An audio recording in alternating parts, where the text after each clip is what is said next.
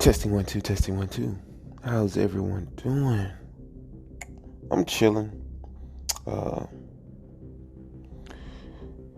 oh boy, it's been a long week. Let me tell you, a lot of ups and downs, a lot of pros, a lot of cons.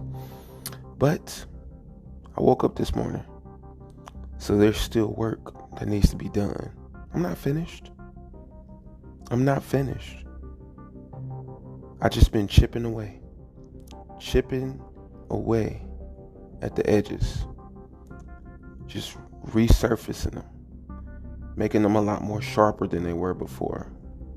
It's not easy, realizing you have a lot of things you need to work on, but it is powerful. The first step is recognizing it.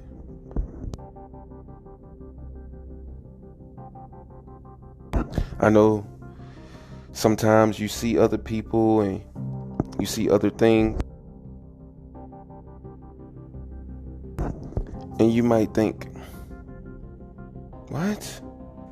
I wouldn't mind having that. I wouldn't mind being that. But one thing I've learned is that's the first mistake. You can only be you. You can't be him. You can't be her. You can't be it. You are you. No matter how you look at it, you're you. You can change so much, but all of the changes come from you. When you change, things around you change. It's not the other way around. When you try and change something else, all you do is create this resistance within yourself, because some things on the outside of yourself, most things on the outside of yourself, you have no control over. And it's very powerful once you wrap your head around anything that you want to change has to first start with yourself. If you see something, if you feel something that you might not like, it's something in you. It's something in you. And I keep having to remind myself that I've reached out with alcohol. It sucked. And I smoked weed for 10 years. I should have stopped at 25, but I didn't. But being able to realize that, hey, I didn't stop at 25. I stopped at 28. And that's okay, because I still had time to stop. And a lot of times we feel like we're running out of time. I gotta do this now. I need to be perfect by tomorrow. Let me tell you something. First of all, we ain't never gonna be perfect. If your plan is to be perfect, you're gonna be working on that till you die.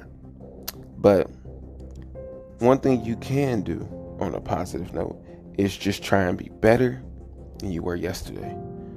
Be better today. Just keep that in mind. You don't really have to think about anything else. Just, if you wake up, damn, I'm going to be better today.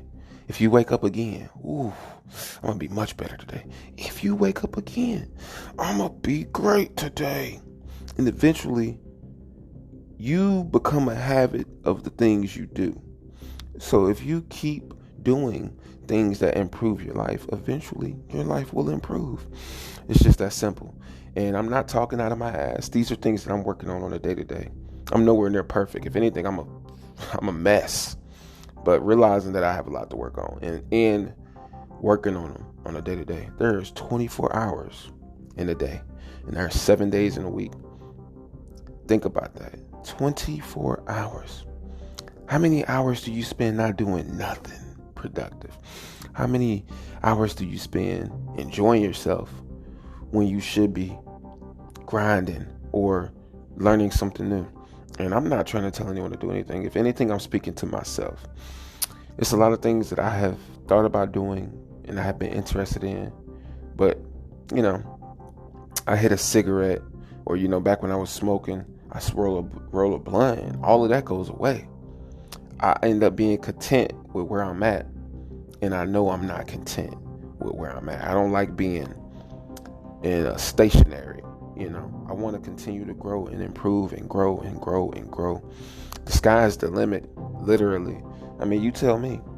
Have you ever looked up in the sky and seen a plane? And if you look at it long enough, the plane gets smaller and further and smaller to the point where you're looking at it, but you can no longer see it, because we can reach way further than our eyesight shows us. But a lot of times we stick with what we know, what we're comfortable with, what we can see, hear, taste, feel, smell. Nah, we're limiting ourselves to the possibilities of what we were created for. We were created with infinite possibilities. And I will continue to make an episode of this podcast to remind myself and to whoever's listening to remind you. We have the potential to be anything we want to be, but first we must change ourselves, our mind, our spirit, our body, what you say, what you watch, what you listen to, what you eat, what you do.